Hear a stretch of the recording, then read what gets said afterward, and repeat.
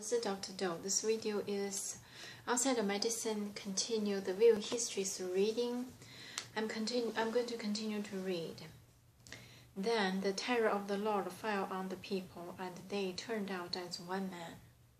When Saul mustered them at Bezek, the men of Israel numbered 300,000, and men of Judah 30,000. They told the messenger who had come, "Say to the men of Jabesh Gilead, by the time the sun is hot tomorrow, you will be delivered." When the messengers went and reported this to the men of Jabesh, they were elated. They said to the Ammonites, "Tomorrow we will surrender to you, and you can do to us whatever seems good to you." The next day, Saul separated the men into 3 divisions. During the last watch of the night, they broke into the camp of the Ammonites and slaughtered them until the heat of the day. Those who survived were scattered, so that no 2 of them were left together. Saul confirmed as king. The people then said to Samuel, "Who was it that asked, 'Shall Saul reign over us? Bring these men to us, and we will put them to death.' But Saul said, 'No one shall be put to death today, for this day the Lord has rescued Israel.' Then Samuel said to the people, 'Come, let us go to Gilgal, and there reaffirm the kingship.' So all the people went to Gilgal and confirmed Saul as king in the presence of the Lord. There they sacrificed fellowship offering before the Lord, and Saul and all the Israelites held a great celebration." Samuel's farewell speech, chapter 12. Samuel said to all Israel, "I have listened to everything you said to me and have set a king over you. Now you have a king as your leader. As for me, I am old and gray, and my sons are here with you. I have been your leader from my youth until this day. Here I stand. Testify against me in the presence of the Lord and his anointed. Whose ox have I taken? Whose donkey have I taken? Whom have I cheated? Whom have I oppressed? From whose hand have I accepted a bribe to make me shut my eyes? If I have done any of these, I will make it right." "You have not cheated or oppressed us," they replied.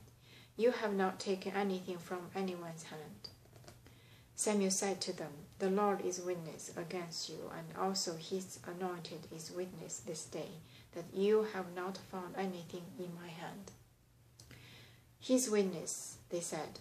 Then Samuel said to the people, "It is the Lord who appointed Moses and Aaron and brought your forefathers up out of Egypt. Now then, stand here, because I am going to confront you with evidence before the Lord as to all the righteous acts performed by the Lord for you and your fathers." After Jacob entered Egypt, they cried to the Lord for help. And the Lord sent Moses and Aaron, who brought your forefathers out of Egypt and settled them in this place. But they forgot the Lord their God, so he sold them into the hand of Sisera, the commander of the army of Hazar, and into the hands of Philistine and the king of Moab, who fought against them. They cried out to the Lord and said, "We have sinned. We have forsaken the Lord and served the Baals and the Ashtoreths. But now deliver us from the hands of our enemies, and we will serve you." Then the Lord sent Jerubbaal, Barak, Jephthah, and Samuel, and he delivered you from the hands of your enemies on every side, so that you live securely. But when you saw that Nahash, king of the Ammonites, was moving against you, you said to me, "No, we want a king to rule over us, even though the Lord your God was your king. Now, here is the king you have chosen, the one you asked for. See, the Lord has set a king over you. If you fear the Lord and serve and obey him and do not rebel against his commands, then if you both and king who reign over you follow the Lord your God, good. But if you do not obey the Lord, and if you rebel against his commands, his hand will be against you as it was against your fathers. Now then, stand still and see this great thing the Lord is about to do before your eyes. Is it not wheat harvest now?